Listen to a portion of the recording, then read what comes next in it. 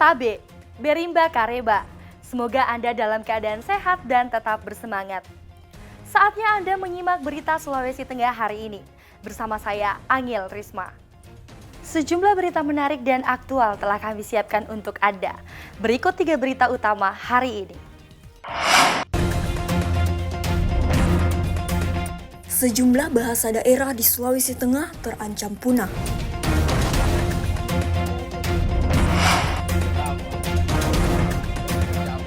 Permintaan kambing untuk kurban meningkat jelang Lebaran.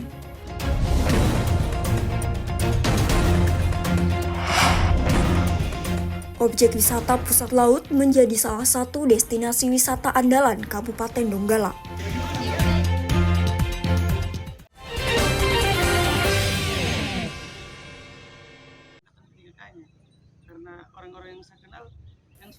Kondisi bahasa daerah di Sulawesi Tengah saat ini mengalami kemunduran.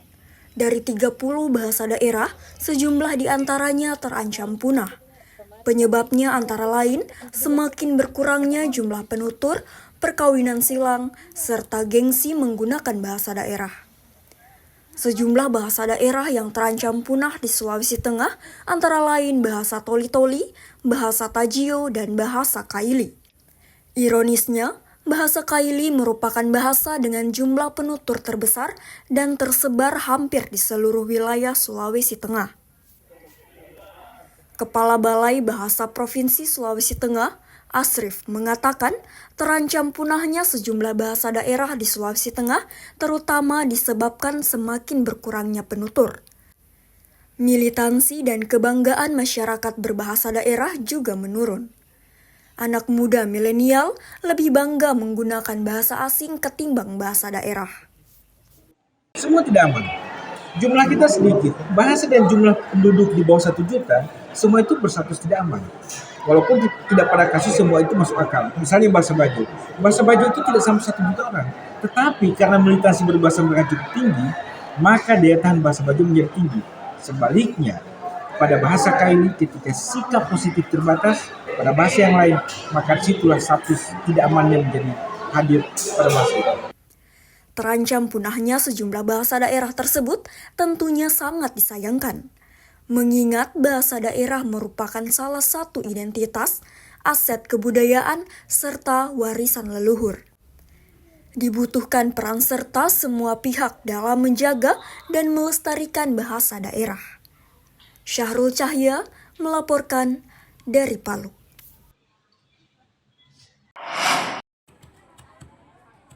Hasil ujian siswa sekolah menengah pertama di Kota Palu baru saja diumumkan. Berbeda dengan tahun sebelumnya, pengumuman hasil ujian kali ini dilakukan secara online. Alasan pihak sekolah untuk menghindari konvoi dari siswa.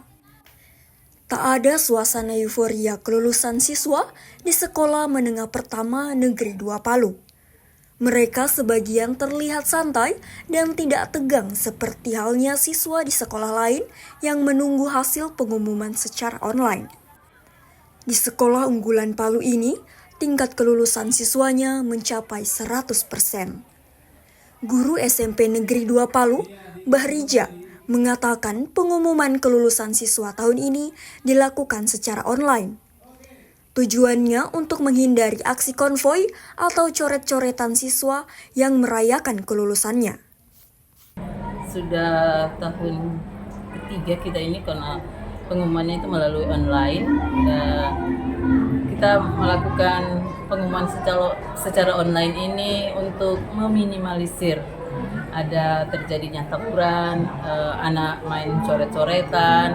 Jadi diharapkan anak bisa melihat sendiri masing-masing di rumah bersama orang tuanya.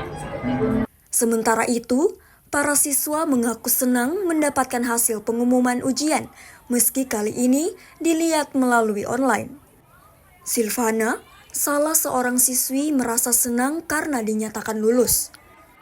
Seluruh siswa di sekolahnya juga dinyatakan lulus. Ia selanjutnya mempersiapkan diri melanjutkan studi ke Sekolah Menengah Umum Negeri 2 Palu.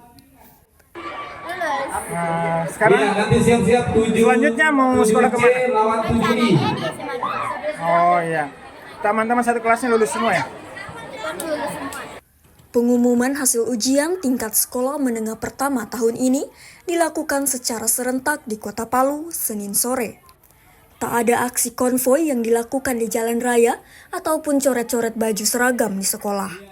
Syamsuddin Tobone melaporkan dari Palu. Sepekan menjelang Lebaran Idul Adha, harga sejumlah kebutuhan pokok warga mulai bergerak naik.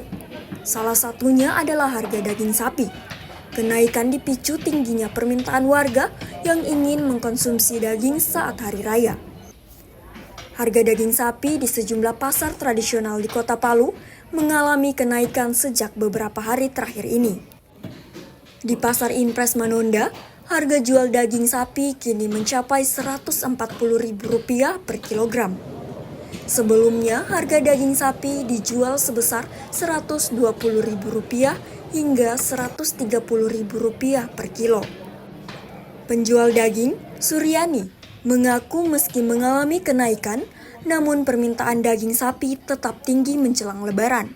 Setiap hari, ia menjual rata-rata 200 kg daging sapi, jauh lebih tinggi dibandingkan dengan hari-hari biasanya. Kenaikan paling 140. Untuk ini Bu, stok per harinya berapa? 200 kilo. 200 kilo ya per hari. 150 sampai 200. Hal senada disampaikan pedagang lainnya, Haji Ros, yang mengaku sudah terjadi kenaikan harga daging sapi. Kenaikan harga tersebut sudah menjadi tradisi setiap menjelang hari Lebaran, baik Idul Fitri maupun Idul Adha. Lama 130 ini kalau dari berapa tahun? Sebelumnya itu 125 kan? Tahun yang lalu atau tahun yang lalu? Nah Ibu, untuk per harinya itu berkisar berapa lakunya sampai berapa kilo begitu? Masalah kadang 100. Kenaikan harga daging sapi diperkirakan masih akan berlangsung hingga menjelang Lebaran. Seperti halnya harga kebutuhan lainnya juga terus mengalami kenaikan. Syahrul Cahya melaporkan dari Palu.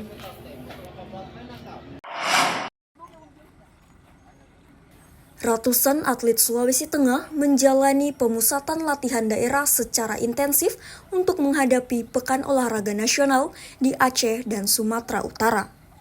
Para atlet dari 31 cabang olahraga ini akan menjalani latihan intensif selama 3 bulan.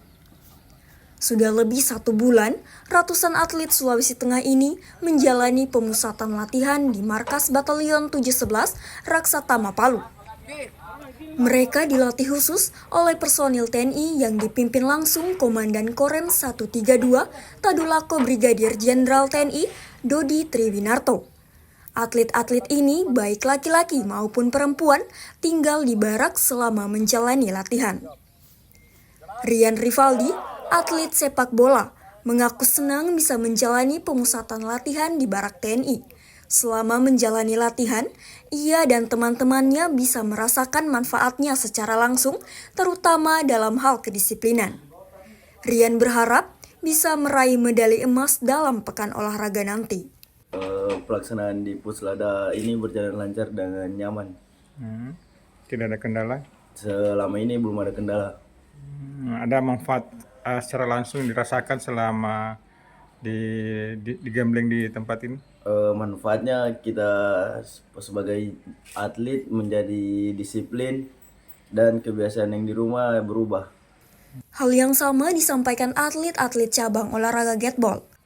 Atlet gateball Herianto Anwar yang mengaku senang bisa menjalani pemusatan latihan di komplek TNI. Ia merasakan banyak manfaat selama latihan, terutama kedisiplinan serta pola makan dan kesehatan. Alhamdulillah, dengan masuknya kami di Puslatda yang dialih oleh 711, kami menambah pengetahuan terutama masalah disiplin waktu dan masalah pelayanan, apa semuanya di dalam sudah terpenuhi. Ibaratnya tinggal kurang, setiap langkah kami diperhatikan, terutama masalah keselamatan. Makanan dan gizi semuanya sudah diatur. Sementara itu, pelatih fisik atlet PON Sulawesi Tengah, Sersan 1 TNI Dedi Dermawan Adi Cahyono mengatakan selama 1 bulan menjalani pemusatan latihan, atlet Sulteng mengalami banyak kemajuan, khususnya tingkat kedisiplinan. Menu latihan yang diberikan untuk atlet fokus pada pembinaan mental. Sejauh ini, kondisi para atlet cukup baik, meski diakui masih ada perlu pembenahan. Syukur alhamdulillah tingkat kedisiplinan mereka meningkat. Yang semula memang mungkin pembawaan dari kampungnya, di sini mereka sudah terdidik dari mulai bangun tidur sampai tidur malam, mereka sudah teratur. Demikian. Menu-menu apa saja latihannya mereka? Kalau untuk menu latihan, kami memang sering koordinasi dengan pelatih cabur masing-masing. Kalau kami di sini, kami hanya membina mental mereka. Pemusatan latihan daerah atlet PON Sulawesi Tengah akan berlangsung hingga Agustus 2024. Sebanyak 219 atlet akan berlaga di Pekan Olahraga Nasional yang digelar di Provinsi Aceh dan Sumatera Utara pada bulan September. Kontingen Sulawesi Tengah menargetkan 10 medali emas di pesta olahraga terakbar tanah air tersebut. Syamsuddin Tobone melaporkan dari Palu.